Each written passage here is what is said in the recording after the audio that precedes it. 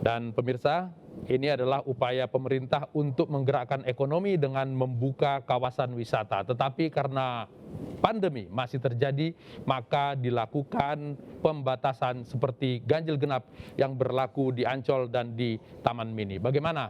Apakah ini merupakan euforia pembukaan kawasan wisata dan apa saja evaluasi yang harus dilakukan?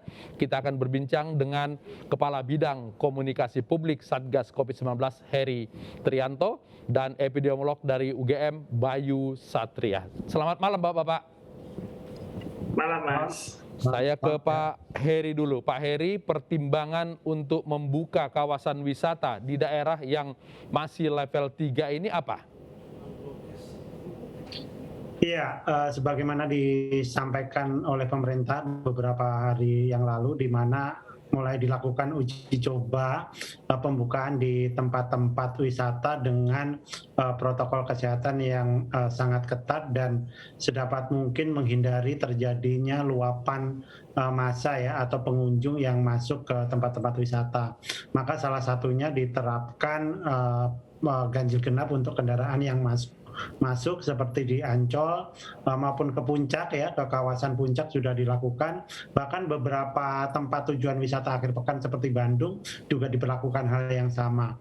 Ini memang cukup efektif untuk menekan animo masyarakat yang sekarang luar biasa tinggi setelah sekian lama berada di rumah. Tetapi tentu saja kita juga harus sangat berhati-hati untuk membuka aktivitas ini agar jangan sampai terjadi klaster penularan baru sehingga terjadi lonjakan kasus. Rasanya kalau melihat angka penularan harian yang sudah cukup rendah sekarang, kita bisa cukup senang, tetapi sekali lagi tidak bisa jumawa dan tetap harus waspada bahwa protokol kesehatan dan adaptasi kebiasaan baru hidup bersama COVID ini benar-benar kita laksanakan dengan konsisten.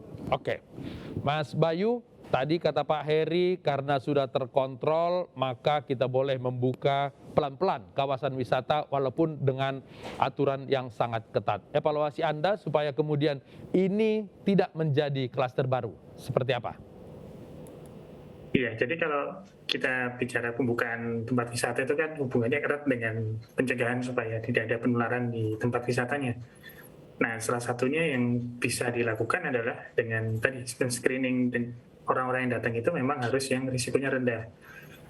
Nah, risiko rendah itu kalau dari pemerintah kan mereka memanfaatkan aplikasi Peduli Lindungi. Jadi kalau masuk harus scan dulu.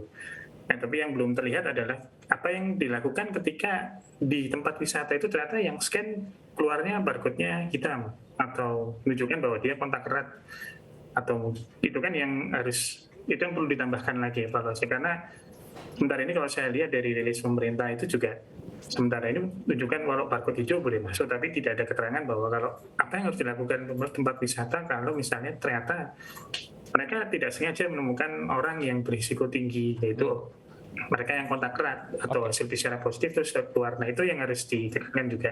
Oke. Dan takutnya kalau nggak ada langkah yang seperti itu bisa terjadi penularan malah di sana. Oke. Mas Bayu, apa yang Anda khawatirkan? Apakah Anda merasa bahwa dengan screening menggunakan aplikasi Peduli Lindungi itu tidak menjamin bahwa orang yang masuk ke kawasan wisata itu bukan orang yang terpapar? Iya.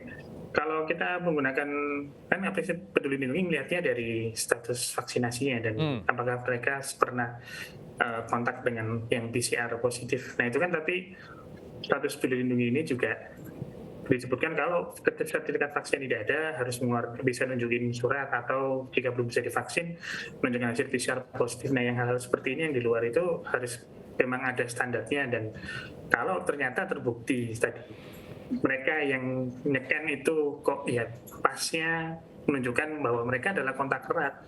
Itu kan berarti harus ada komunikasi dari tempat wisata kepada pengunjung juga dengan puskesmas atau dinas kesehatan terkait. Orang ini harus dilacak, harus masuk dalam pengawasan. Karena kan kemarin juga pemerintah menyebutkan saya lupa angkanya itu ada beberapa ribu orang itu yang ternyata statusnya itu hitam gitu, harusnya tidak boleh keluar karena dia kontak erat harus isolasi, ternyata malah sempat berkunjung ke fasilitas publik walaupun tidak jadi masuk. Oke. Nah itu kan yang jadi catatan juga. Ya baik, Mas Heri, kontrol apa yang yang bisa dilakukan di tempat wisata selain dengan penunjukan aplikasi Peduli Lindungi yang hanya merupakan bukti orang vaksinasi, tapi kemudian menjamin orang bahwa yang datang ke sana semuanya tidak terpapar COVID?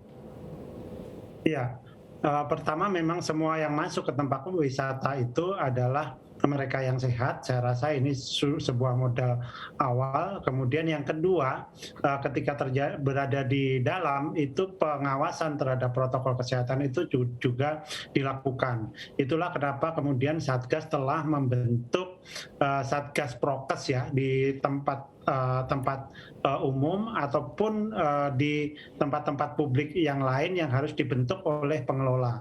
Ini apa yang dimaksudkan? Ini dimaksudkan ya tadi selain untuk melakukan pengawasan, mereka juga bisa melakukan dukungan perawatan jika tadi seperti yang disampaikan ada beberapa orang yang ternyata statusnya hitam, mereka kontak erat atau bahkan mereka adalah pasien positif yang tanpa gejala tetapi tetap memaksakan untuk bepergian misalnya. Nah ini sudah dibicarakan bagaimana mereka yang hitam ini untuk kemudian dibawa ke pusat-pusat isolasi terpusat ya yang disediakan oleh pemerintah.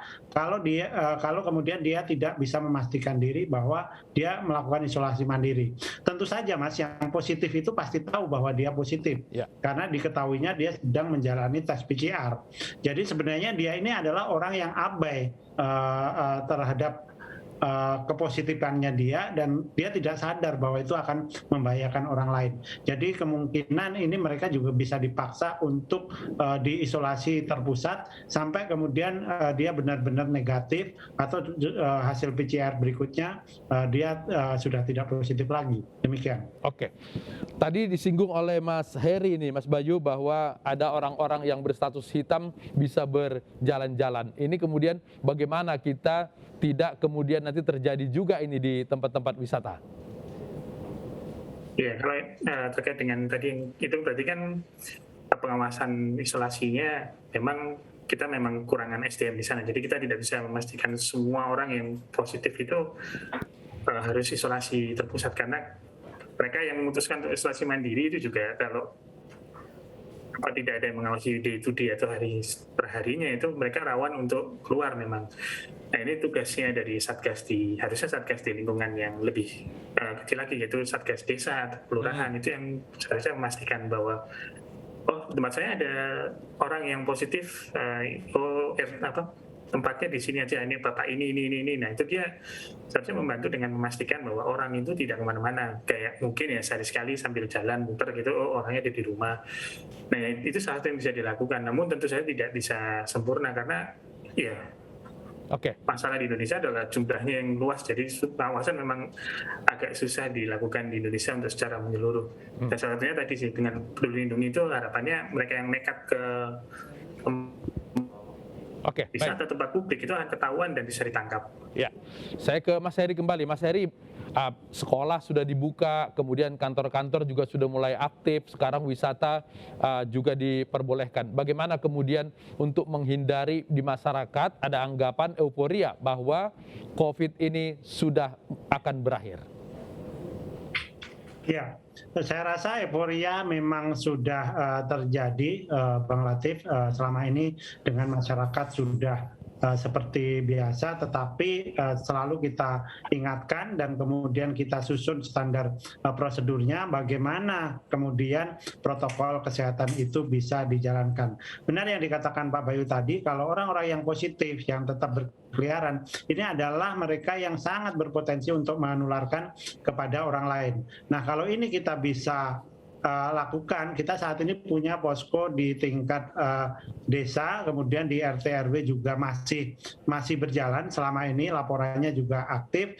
Rasanya itu bisa dimanfaatkan lagi untuk memperketat pengawasan tadi, agar jangan sampai mereka yang positif itu bisa leluasa untuk bepergian. Kendati kemudian ada screening ya, penyaringan kalau mereka ke tempat publik, mereka akan terdeteksi. Nah itu sedapat mungkin kalau mereka tetap di rumah, tentu ini akan akan lebih baik. Nah, karena kita juga tidak tahu kalau dia tidak di screening, bisa saja dia sudah berinteraksi dengan orang lain. Jadi rasanya momentum penurunan penularan harian sekarang yang cukup rendah, positivity rate yang sudah di bawah 4% bahkan, itu harus benar-benar dijaga secara bersama-sama. Jadi tidak bisa diabaikan begitu saja, atau kemudian hanya mengharapkan pemerintah melakukan sesuatu. Karena kalau masyarakat juga tidak terlibat secara aktif sebagai subjek dalam penanggulangan pandemi ini, maka semua yang kita lakukan bisa kembali ke titik nol lagi. Oke, masyarakat harus aktif. Mas Bayu, apa yang harus dilakukan oleh masyarakat supaya kemudian tidak terjadi euforia dan menjadi klaster wisata nantinya?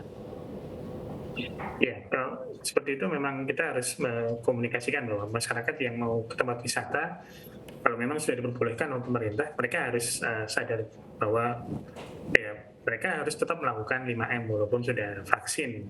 Dan kita juga komunikasikan bahwa kalau mereka tidak melakukan 5M terus terjadi penularan, ya risikonya ditutup lagi. Mereka kan jadi nggak bisa ke tempat wisata lagi, nggak bisa ke tempat publik lagi. Nah, kita tekankan seperti itu bahwa kalau mereka bisa bekerja sama dan tetap melakukan disiplin 5M walaupun ke tempat publik, nah tujuannya kasusnya tetap bisa terjaga, tidak tinggi, tidak naik, cenderung turun, kemudian aktivitas tempat publik bisa dibuka. Itu kan artinya masyarakat juga akan terbantu dengan itu. Nah, kalau mereka tidak mau disiplin, ya terjadinya kalau ada klaster naik otomatis kan ditutup lagi. Yang rugi juga salah satunya masyarakat juga. Oke, kita semua harus tetap waspada untuk menjaga tidak terjadi pelonjakan kasus lagi. Mas Bayu dari UGM dan Mas Heri dari Satgas, terima kasih sudah berbagi di iNewsroom. Selamat malam.